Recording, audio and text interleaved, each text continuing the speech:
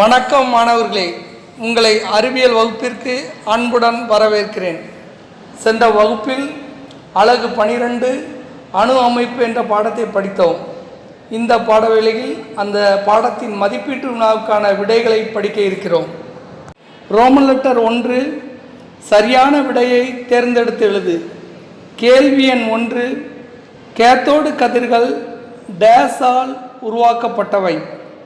சரியான விடை எதிர்மின் சுமை பெற்ற துகள்கள். ஏனென்றால் கேத்தோடு கதிர்கள் என்றாலே எதிர்மின் சுமை பெற்ற துகள்கள் ஆகும். கேள்வி எண் 2, நீரில் ஹைட்ரஜன் மற்றும் ஆக்சிஜன் ஆகியவை டேஸ் நிறை விகிதத்தில் இணைந்துள்ளன. சரியான விடை 1:8. அதாவது நீரில் ஹைட்ரஜன் 1%, ஆக்சிஜன் 8% உள்ளது. கேள்வி எண் 3, டால்டனின் கூற்றுகளுள் எந்த கூற்று மாற்றமடையாமல் உள்ளது? சரியான விடை தனிமங்கள் அணுக்களால் ஆனவை என்பது டால்டனின் கூற்றுகளில் மாற்றமடையாமல் உள்ள கூற்று ஆகும்.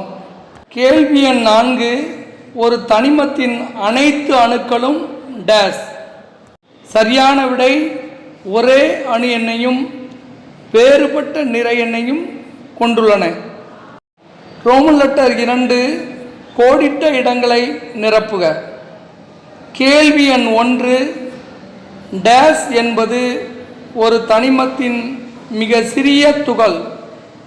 சரியான விடை அணு.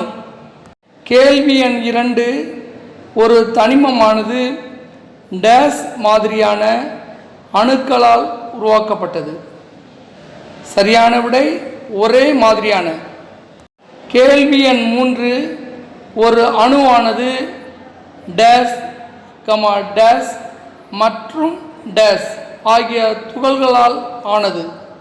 சரியான விடை புரோட்டான், எலக்ட்ரான் மற்றும் நியூட்ரான். கேள்வி எண் 4, எதிர்மின் சுமை கொண்ட அயனி டேஸ் எனப்படும். நேர்மின் சுமை கொண்ட அயனி டேஸ் எனப்படும். சரியான விடை எதிர்மின் சுமை என்றாலே எதிர் அயனி, அதே சமயம் நேர்மின் சுமை என்றாலே நேர் அயனி. கேள்வி எண் 5, டேஸ் ஒரு எதிர்மின் சுமை கொண்ட துகள், அதாவது எலக்ட்ரான் அல்லது புரோட்டான். இதற்கு சரியான விடை எலக்ட்ரான் என்பது ஒரு எதிர்மின் சுமை கொண்ட துகள் என்பது சரியான விடை. கேள்வி எண் 6, புரோட்டான்கள் டேஸ் மின் சுமை கொண்ட தகட்டை நோக்கி விலக்கம் அடைகின்றன. சரியான விடை எதிர்மின் சுமை. ரோமன் லெட்டர் 3, பொறுத்துக. கேள்வி எண் 1, கேத்தோடு கதிர்கள். சரியான விடை சர் வில்லியம் குரூக்ஸ். கேள்வி எண் 2, ஆனோடு கதிர்கள். சரியான விடை கோல்ஸ்டீன். கேள்வி எண் 3, நியூட்ரான். சரியான விடை ஜேம்ஸ் சாட்விக். ரோமன் லெட்டர் 4, சுருக்கமாக விடையளி. கேள்வி எண் 1, ஆனோடு கதிர்களின் பண்புகளை எழுதுக. 1, ஆனோடு கதிர்கள் நேர்கோட்டில் செல்லக்கூடியவை. 2, இவை துகள்களால் ஆனவை. 3வதாக, இந்த ஆனோடு கதிர்கள் மின்புலம் மற்றும் காந்தப்புலத்தால் விளக்கமடையக்கூடியது.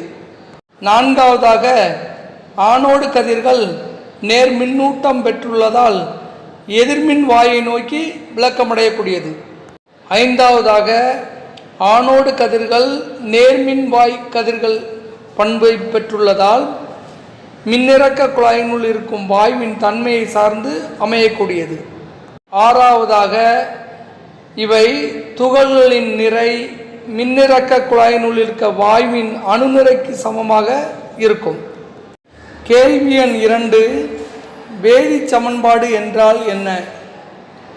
வேதி சமன்பாடு என்பது ஒரு வேதி வினையை குறியீடுகள் மற்றும் வாய்ப்பாடுகள் வடிவத்தில் எடுத்து கூறும் குறியீட்டு முறைகளாகும்.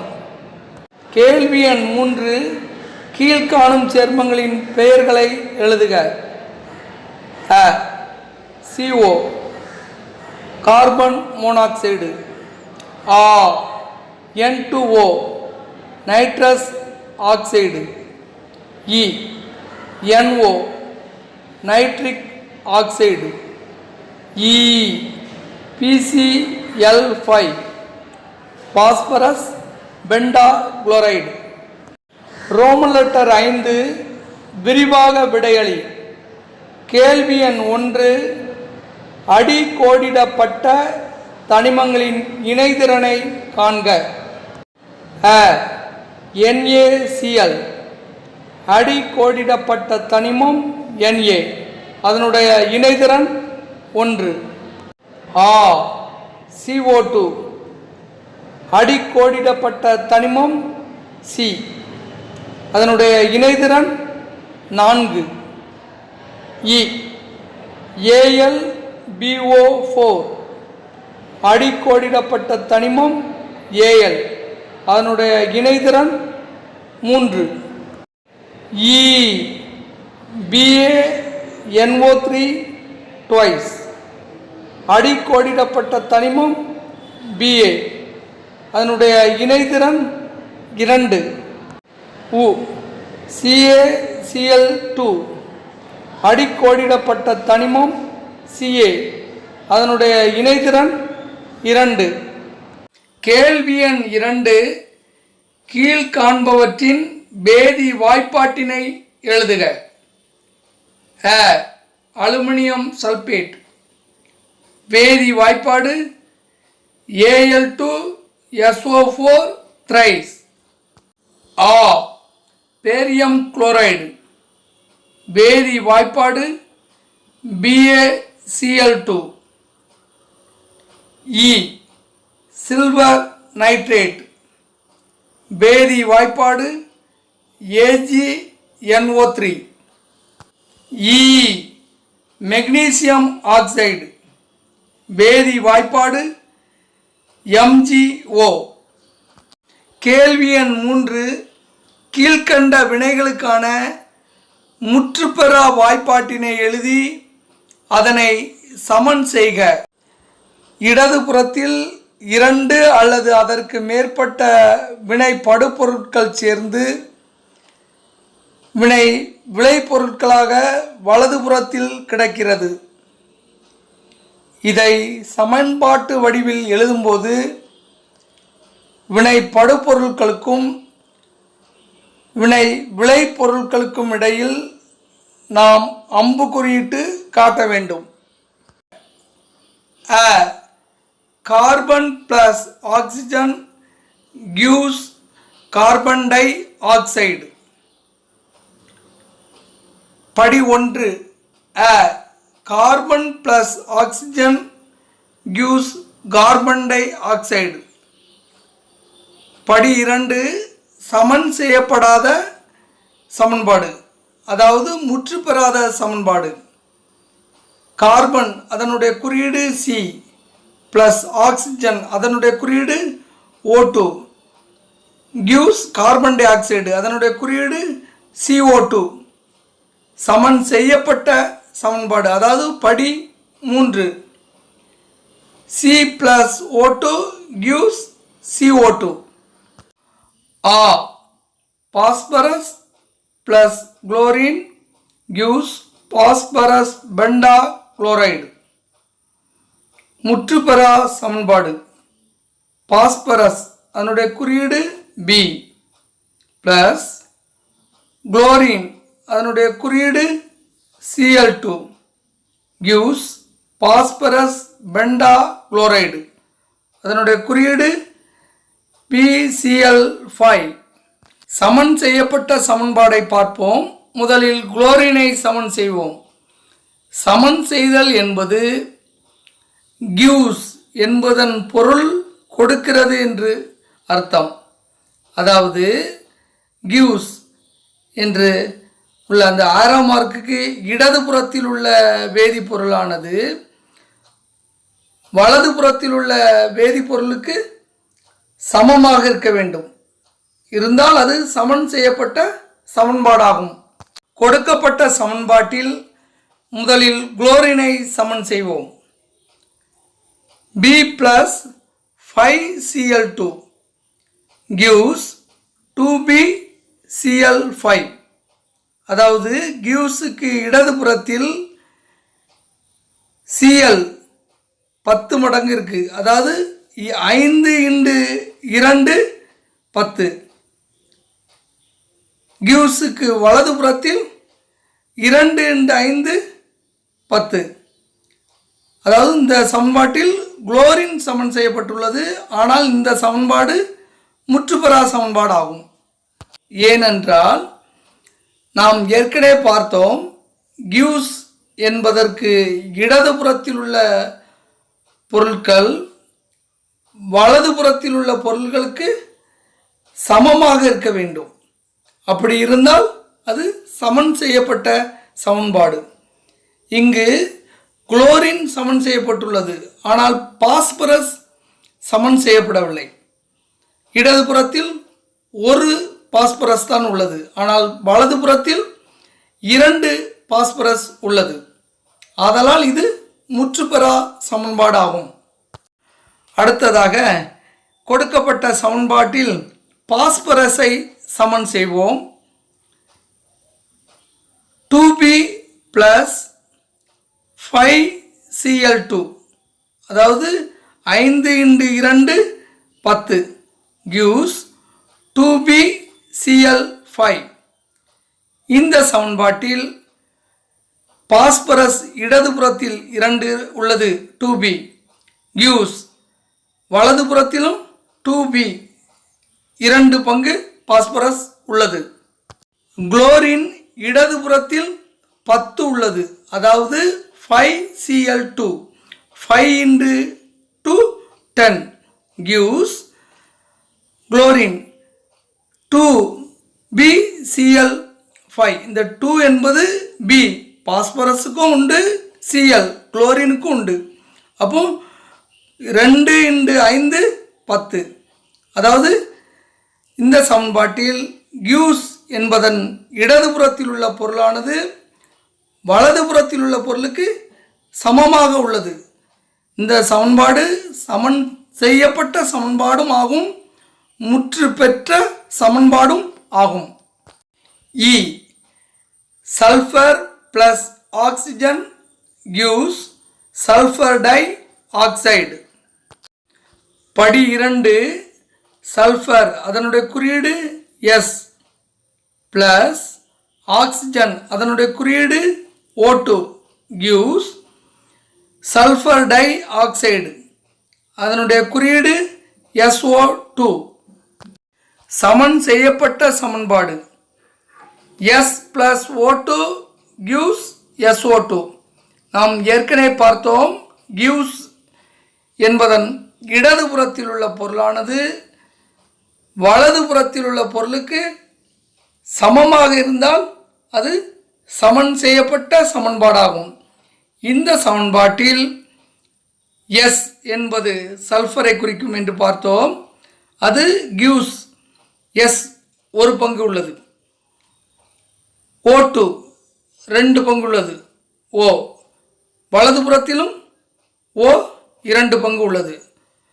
இந்த சமன்பாடு சமன் செய்யப்பட்ட சமன்பாடு மற்றும் முற்று பெற்ற சமன்பாடு ஆகும். E magnesium plus hydrogen chloride gives magnesium chloride plus hydrogen.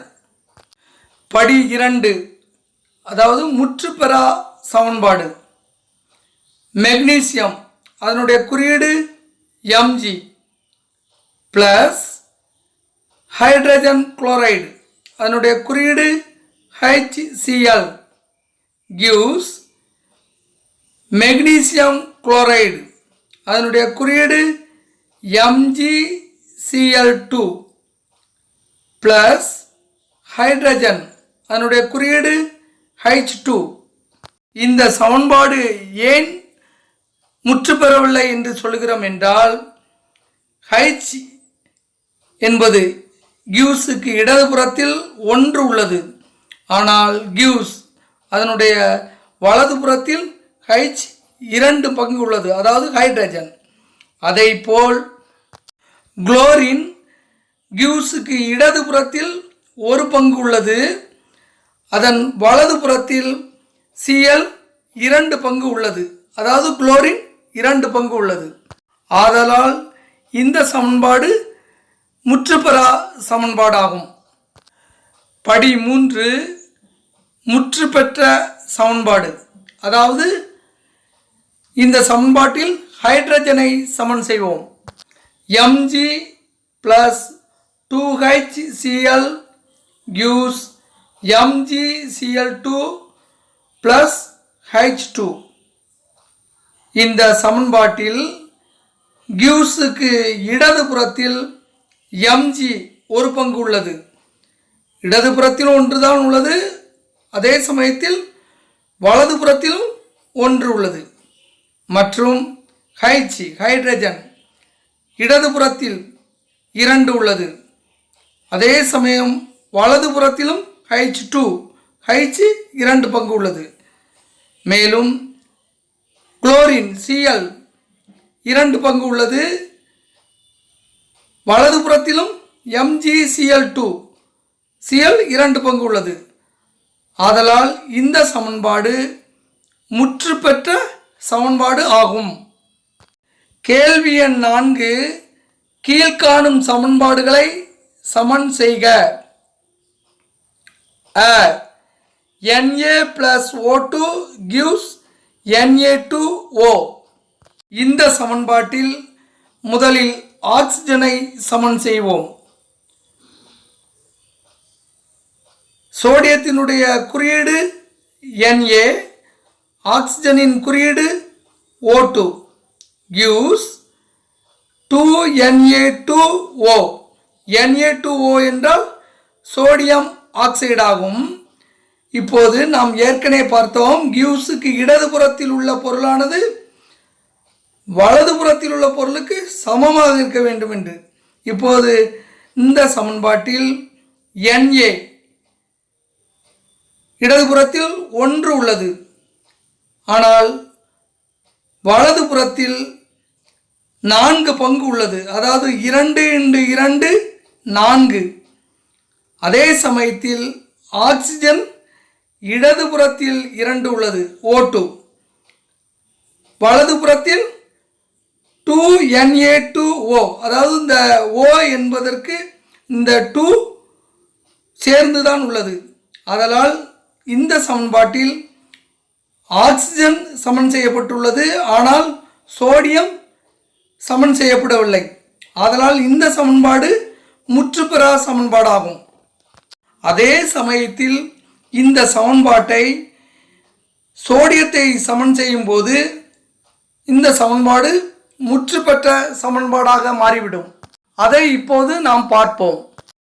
கொடுக்கப்பட்ட சமன்பாட்டில் 4Na plus O2 gives 2Na2O. இப்போது gives என்பதன் இடதுபுறத்தில் Na, அதாவது சோடியம் 4 பங்கு உள்ளது, அதே போல் வலதுபுறத்திலும் சோடியம் 4 பங்கு உள்ளது, அதாவது 2 × 2 4. அதே சமயத்தில் ஆக்சிஜன் 2 பங்கு உள்ளது, அதே போல் வலதுபுறத்திலும் ஆக்சிஜன் 2 பங்கு உள்ளது. ஆதலால் இந்த சமன்பாடு முற்று பெற்ற சமன்பாடு ஆகும். Ca plus N2 gives Ca3N2. இந்த சமன்பாட்டில் கால்சியத்தை சமன் செய்யும் போது இந்த சமன்பாடு முற்று பெற்ற சமன்பாடாக மாறிவிடுகிறது. அதாவது 3 பங்கு கால்சியத்தை எடுத்துக்கொண்டோமானால் பிளஸ் N2 1 பங்கு நைட்ரஜன் gives Ca3N2. Ca3N2 என்பது கால்சியம் நைட்ரைடை குறிக்கும்.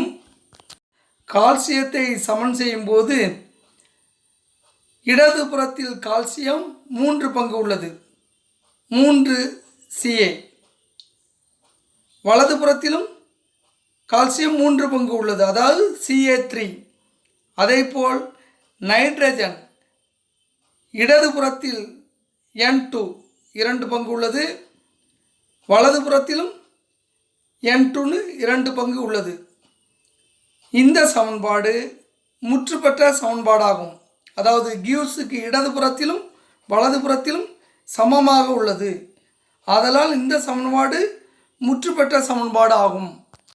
E N2 plus H2 gives NH3. கொடுக்கப்பட்ட சமன்பாட்டில் நைட்ரஜனை சமன் செய்வோம். N2 plus H2 gives 2NH3. NH3 என்பது அமோனியாவை குறிக்கும். இங்கு N2 இடதுபுறத்தில் N என்பது நைட்ரஜனை குறிக்கும். N2 N 2 பங்கு உள்ளது, வலதுபுறத்திலும் N 2 பங்கு உள்ளது. அதே சமயத்தில் H இடதுபுறத்தில் 2 உள்ளது, H2 ஹைட்ரஜனை குறிக்கும். வலதுபுறத்தில் H 6 பங்கு உள்ளது, அதாவது 2 × 3 6. இங்கு நைட்ரஜன் சமன்படுத்தப்பட்டுள்ளது, ஹைட்ரஜன் சமன்படுத்தப்படவில்லை. ஆதலால் இந்த சமன்பாடு முற்றுப்பெறா சமன்பாடு ஆகும். இந்த சமன்பாட்டை ஹைட்ரஜனை சமன் செய்யும் போது முற்றுப்பெற்ற சமன்பாடாக மாறிவிடும். அதை பார்ப்போம். N2 plus 3H2 gives 2NH3. இடதுபுறத்தில் N 2 பங்கு உள்ளது, கிவ்ஸுக்கு வலதுபுறத்திலும் N 2 பங்கு உள்ளது. அதேபோல் H கிவ்ஸுக்கு இடதுபுறத்தில் 6 உள்ளது, 3 × 2 6. கிவ்ஸுக்கு வலதுபுறத்திலும் H 6 பங்கு உள்ளது, அதாவது 2 × 3 6. ஆதலால் இந்த சமன்பாடு முற்றுப்பெற்ற சமன்பாடு ஆகும். E CaCO3 plus HCl gives CaCl2 plus CO2 plus H2O. கொடுக்கப்பட்ட சமன்பாட்டில் CaCO3 என்பது கால்சியம் கார்பனேட்டை குறிக்கும். HCl என்பது ஹைட்ரோகுளோரிக் ஆசிடை குறிக்கும். CaCl2 என்பது கால்சியம் குளோரைடு. CO2 என்பது கார்பன் டை ஆக்சைடு. H2O என்பது நீர். கொடுக்கப்பட்ட சமன்பாட்டில் குளோரினை சமன் செய்வோம். CaCO3 plus 2HCl gives CaCl2 plus CO2 plus H2O. அதாவது கொடுக்கப்பட்ட சமன்பாட்டில் இடதுபுறத்தில் உள்ள குளோரினும் வலதுபுறத்தில் உள்ள குளோரினும் சமன் செய்யப்பட்டு உள்ளது. U BbNO3 twice gives BbO plus NO2 plus O2. BbNO3 என்பது லெட் நைட்ரேட்டை குறிக்கும், அதாவது காரிய நைட்ரேட்டை குறிக்கும். BbO என்பது காரிய ஆக்சைடு, அதாவது லெட் ஆக்சைடை குறிக்கும்.